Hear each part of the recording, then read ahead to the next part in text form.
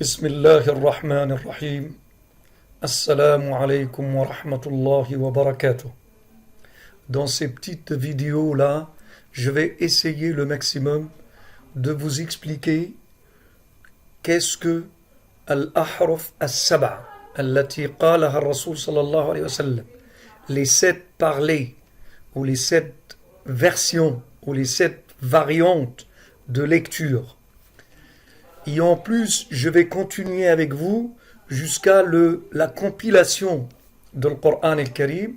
Et après, je vais voir avec vous qu'est-ce que al-qira'at as-sab'a. Quelles sont les 7 lectures et quels sont les 7 lecteurs et quels sont Rawi, Warsh, Hafs, Asim, Hamza, Al-Kasai, tout ça. On va voir ensemble, Inch'Allah.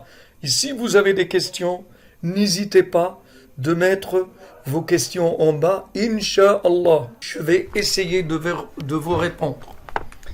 Bon, on commence par Al-Ahruf al-Sab'a. Al-Ahruf al-Sab'a, si je traduis littéralement ça, je vais dire les 7 lettres. Le sens, c'est les 7 langues régionales des tribus, ou les 7 parlers des tribus.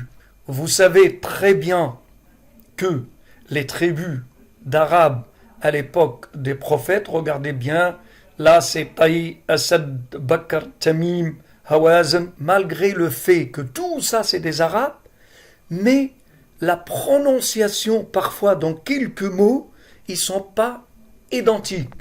Par exemple, je prends l'exemple de Surat al-Duha.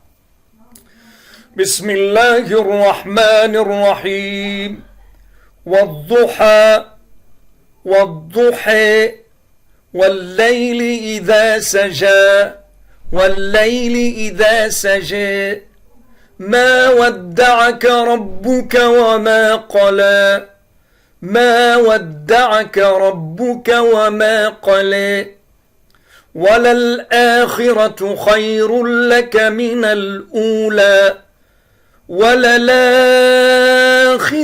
خَيْرٌ لَكَ مِنَ الْأُولَى.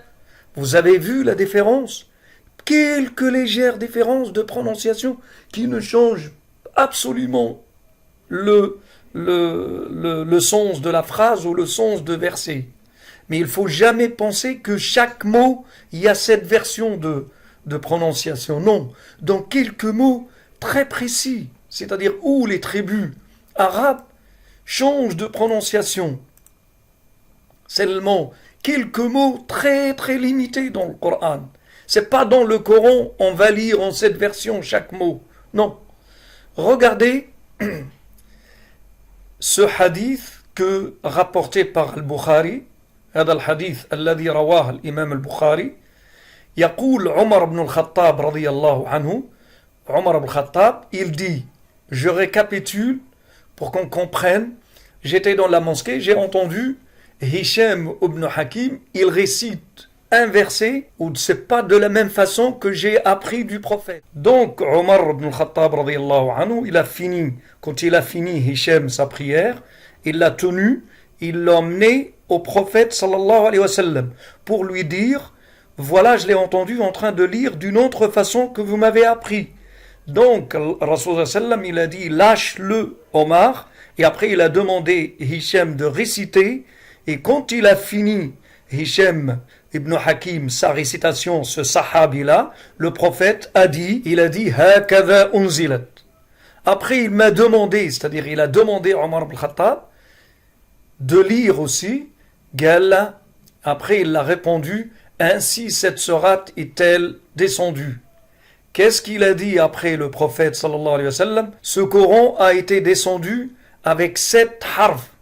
Récitez donc celle qui est facile pour vous. Il y a un autre hadith aussi sahih, les Ubay ibn Ka'b, un autre sahabi, c'est connu dans le Coran, Ubay ibn Ka'b.